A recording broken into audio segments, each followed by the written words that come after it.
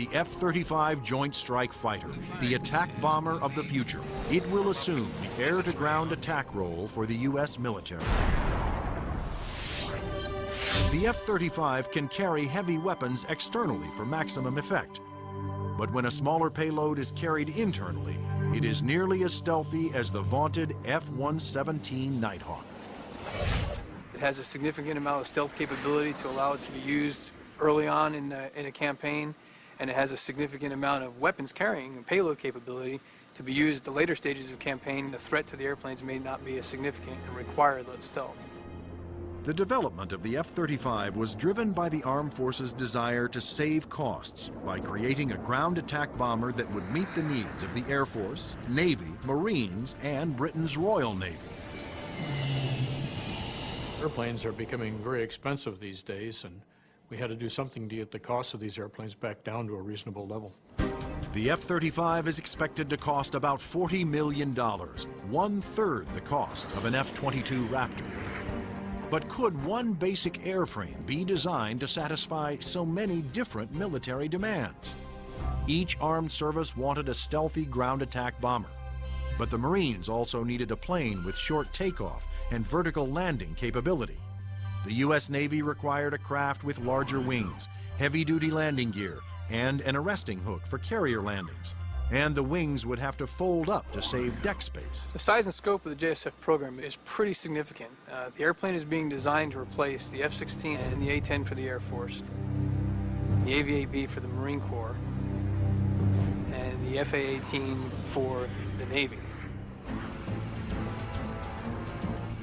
Unlike the twin-engine F-22 Raptor, the F-35 Joint Strike Fighter was designed around a single engine to keep down not only costs, but weight. A lighter plane can carry more weapons. For the Joint Strike Fighter, one of the keys of its mission is the ability to handle a large amount of ordnance and bring it to an enemy site. That all works better with a single engine.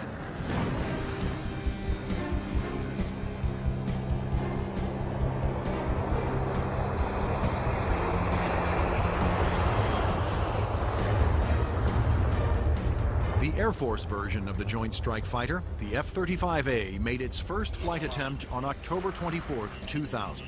Tom Morgenfeld, who had been a test pilot for the F-22 Raptor, was at the controls.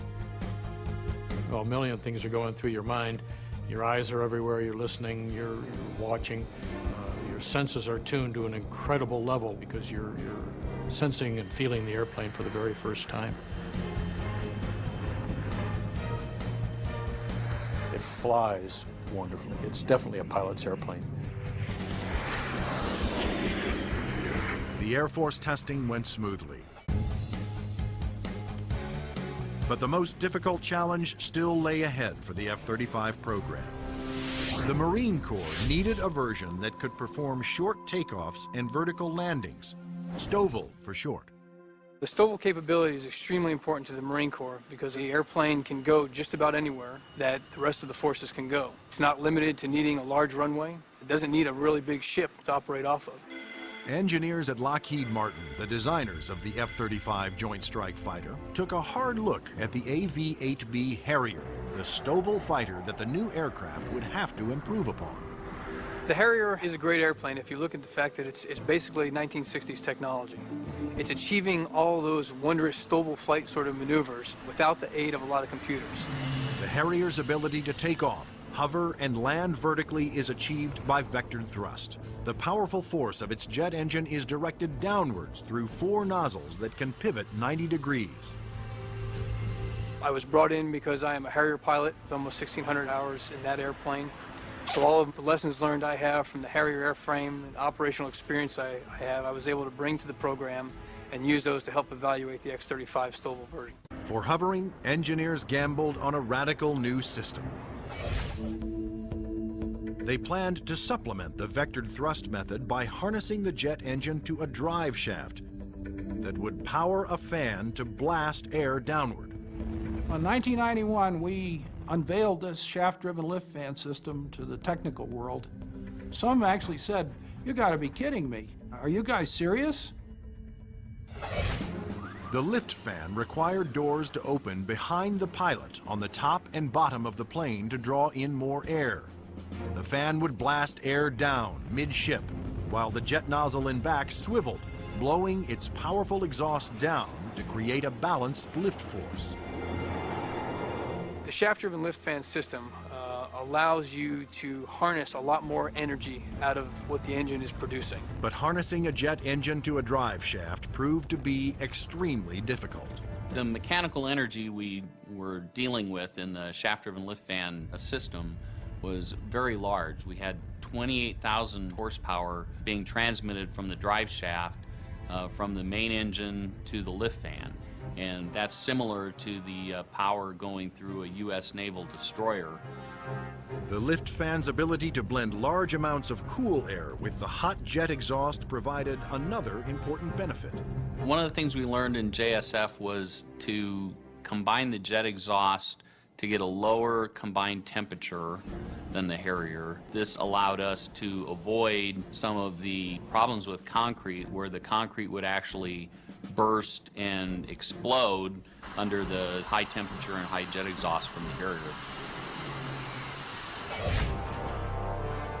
At the Lockheed Martin test facility in Palmdale, California, the revolutionary lift fan system was put to the ultimate test, in the air. If the lift fan failed during hover, the plane would crash.